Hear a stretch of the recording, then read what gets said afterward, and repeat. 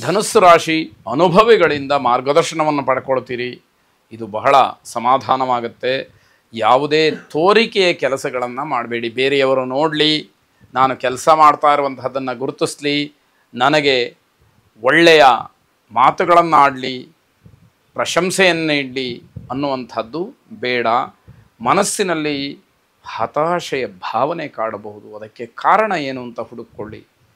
ನೀವೇ ಅದಕ್ಕೆ ಕಾರಣವಾಗಿದ್ದರೆ ಬದಲಾಗ್ತಕ್ಕಂತಹ ಧನಾತ್ಮಕವಾಗಿ ಪರಿವರ್ತನೆಯಾಗತಕ್ಕಂತಹ ಪ್ರಯತ್ನ ನಿಮ್ಮದಾಗಿರಲಿ. ಅದರಿಂದ ಶುಭ ಇದೆ.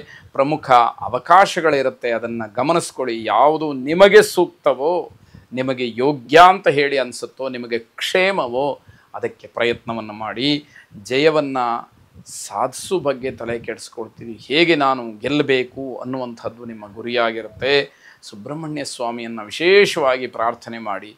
ನಿಮ್ಮೆಲ್ಲ ಇಷ್ಟಾರ್ಥಗಳು ಆಗುವ ಹಾಗೆ ಆ ಸ್ವಾಮಿ ಅನುಗ್ರಹವನ್ನು ಮಾಡಲಿ, ನಿಮ್ಮನ್ನು ರಕ್ಷಣೆ ಮಾಡಲಿ. ಶುಭವಾಗಿ. ಮಕರ ರಾಶಿ ಸಂತೋಷದ ಸಮಯ ನಿಮ್ಮದಾಗುವಂಥದ್ದು. ಹಾಗಾಗಿ ಆ ಸಮಯವನ್ನು ವ್ಯರ್ಥ ಮಾಡಿಕೊಳ್ಳದಲೇ ಒಳ್ಳೆಯದಕ್ಕೆ ವಿನಿಯೋಗ ಮಾಡಿಕೊಳ್ಳಿ. ನೀವು, ನಿಮ್ಮ ಪರಿವಾರ, ನಿಮ್ಮ ಆಪ್ತೇಷ್ಟರು ಎಲ್ಲರೂ ಕೂಡ ಸಂತೋಷವಾಗಿರುವ ಹಾಗೆ ನೀವು ನೋಡ್ಕೊಳ್ಳಿ. ಇದರಿಂದ ಸಮಾಜವೂ ಕೂಡ ಒಂದು ರೀತಿಯಲ್ಲಿ ಸಂತೋಷವನ್ನು ಕಾಣುತ್ತೆ ಅಂತ ಅರ್ಥ. ವ್ಯಾವಹಾರಿಕವಾಗಿ ಕೆಲವು ವಿಚಾರಗಳು ನಿಮ್ಮಂತೆಯೇ ಆಗಿಬಿಡುತ್ತೆ. ಅದು ಸಮಾಧಾನವನ್ನು ತರುವಂಥದ್ದು. ತುಂಬ ನಿರೀಕ್ಷೆಯನ್ನು ಇಟ್ಟುಕೊಳ್ಳಬೇಡಿ ಯಾವುದೇ ಕೆಲಸದಲ್ಲಿ. ಯಾವಾಗ ಅಷ್ಟೊಂದು ಅಪರಿಮಿತವಾಗಿ ನಿರೀಕ್ಷೆಯನ್ನು ಇಟ್ಟುಕೊಂಡು ಅದು ಈಡೇರಲಿಲ್ಲ ಅಂತಾದಾಗ ಮಾನಸಿಕವಾಗಿ ತುಂಬ ಕುಗ್ಗಿ ಹೋಗ್ತಕ್ಕಂಥದ್ದು, ತುಂಬ ದೊಡ್ಡ ಹೊಡೆತ ಮನಸ್ಸಿನ ಮೇಲೆ ಬೀಳ್ತಕ್ಕಂಥದ್ದಾಗತ್ತೆ. ಆತ್ಮವಿಶ್ವಾಸಕ್ಕೆ ಧಕ್ಕೆ ಬರದೇ ಇರುವ ಹಾಗೆ ಗಮನಿಸಬೇಕು. ನೀವೇನು ಸಾಧನೆ ಮಾಡಿದ್ರಿ, ಎಷ್ಟು ಸಂಪಾದನೆ ಮಾಡಿದ್ರಿ ಅನ್ನೋದು ಮುಖ್ಯ ಆಗೋದಿಲ್ಲ.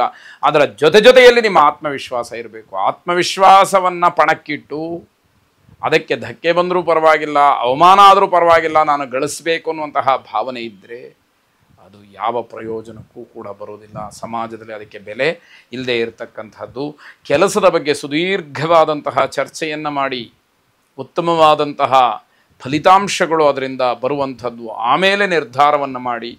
ನಿಮ್ಮ ನಿರ್ಲಕ್ಷ್ಯ ನಿಮಗೆ ತೊಂದರೆಯನ್ನು ಮಾಡುತ್ತೆ. ಯಾವ ಕೆಲಸದ ಬಗ್ಗೆ ನಿಮಗೆ ಧೋರಣೆ ಇದೆಯೋ ಅಥವಾ ಬೇಜವಾಬ್ದಾರಿ ಇದೆಯೋ ಆ ಕೆಲಸವೇ ನಿಮಗೆ ತೊಂದರೆ ಆಗ್ತಕ್ಕಂಥದ್ದು. ನಿಮ್ಮ ಕರ್ತವ್ಯ ಲೋಪ ಅಲ್ಲಿ ಎದ್ದು ಕಾಣುವಂಥದ್ದಾಗತ್ತೆ. ಆಂಜನೇಯ ಸ್ವಾಮಿಯನ್ನು ಪ್ರಾರ್ಥನೆ ಮಾಡಿ. ಆ ಸ್ವಾಮಿಯ ಅನುಗ್ರಹದಿಂದ ನಿಮಗೆ ಬುದ್ಧಿ, ಬಲ, ಯಶಸ್ಸು, ಧೈರ್ಯ, ಅಜಾಡ್ಯ, ವಾಕ್ಪಟುತ್ವ ಇತ್ಯಾದಿಗಳೆಲ್ಲವೂ ಕೂಡ ಬಹಳ ಸುಲಭವಾಗಿ ಅನುಗ್ರಹವಾಗಲಿ. ಶುಭವಾಗಲಿ. ಕುಂಭರಾಶಿ ಸಾಂಸಾರಿಕವಾಗಿ ಕೆಲವು ವಿಚಾರಗಳಲ್ಲಿ ಬೇಸರವಾಗುತ್ತೆ.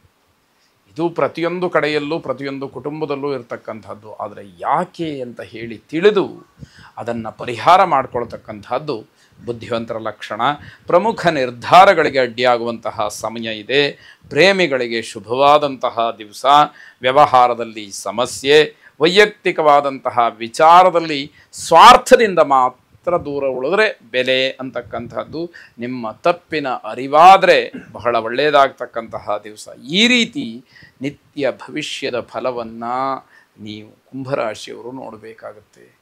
ಇದರಲ್ಲಿ ಸರಿತಪ್ಪುಗಳ ವಿವೇಚನೆಯನ್ನು ಮಾಡಿಕೊಂಡು ಯಾವುದು ಸರಿ ಇದೆ ಅದರಂತೆ ನಡ್ಕೊಳ್ತಕ್ಕಂತಹದ್ದು, ತಪ್ಪಿರುವಂತಹದ್ದನ್ನು ತಿದ್ದುಕೊಳ್ಳುವಂತಹ ಪ್ರಯತ್ನ ಮಾಡಿದಾಗ ದುಷ್ಫಲಗಳು ಉತ್ತಮ ಫಲವಾಗಿ ಫಲವನ್ನು ಕೊಡ್ತಕ್ಕಂಥದ್ದಾಗಿ ಪರಿವರ್ತನೆಯಾಗುತ್ತೆ. ಅದು ನಿಮ್ಮ ಯೋಗಕ್ಕೆ ಬಿಟ್ಟಂತಹ ವಿಚಾರವಾಗಿರುತ್ತೆ. ದುರ್ಗಾ ಪರಮೇಶ್ವರಿಯನ್ನು ವಿಶೇಷವಾಗಿ ಪ್ರಾರ್ಥನೆ ಮಾಡಿ.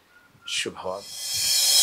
ಕೊನೆಯದಾಗಿ ಮೀನರಾಶಿ ದೊಡ್ಡ ದೊಡ್ಡ ವ್ಯವಹಾರಗಳಿರ್ತಕ್ಕಂಥವರಿಗೆ ಸವಾಲುಗಳು ಹೆಚ್ಚಾಗಿರುತ್ತೆ.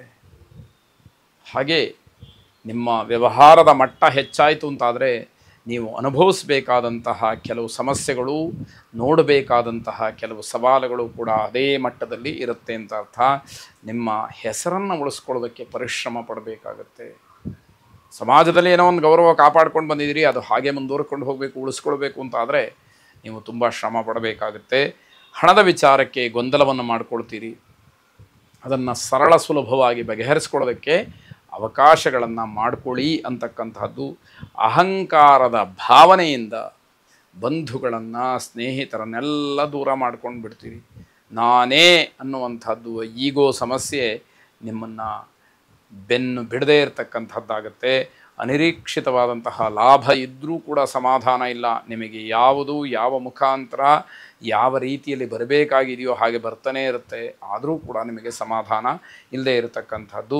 ಹಿರಿಯರ ಬಗ್ಗೆ ಕೆಲವು ಅಸಮಾಧಾನಗಳಿರುತ್ತೆ. ನಮ್ಮ ದೊಡ್ಡವರು ಹೀಗೆ ಮಾಡಲಿಲ್ಲ, ಹಾಗೆ ಮಾಡಲಿಲ್ಲ, ಈ ಥರದ್ದನ್ನು ಮಾಡಿದರು ಅನ್ನುವಂತಹ ನಿಷ್ಠುರದ ನೇರ ನುಡಿಗಳನ್ನು ಆಡ್ತೀರಿ, ಕಠಿಣೋಕ್ತಿಗಳನ್ನು ಪ್ರದರ್ಶನ ಮಾಡ್ತೀರಿ ಅಂತಕ್ಕಂಥದ್ದು. ಗೋಸೇವೆಯನ್ನು ಮಾಡಿ ಶುಭವಾಗಿ.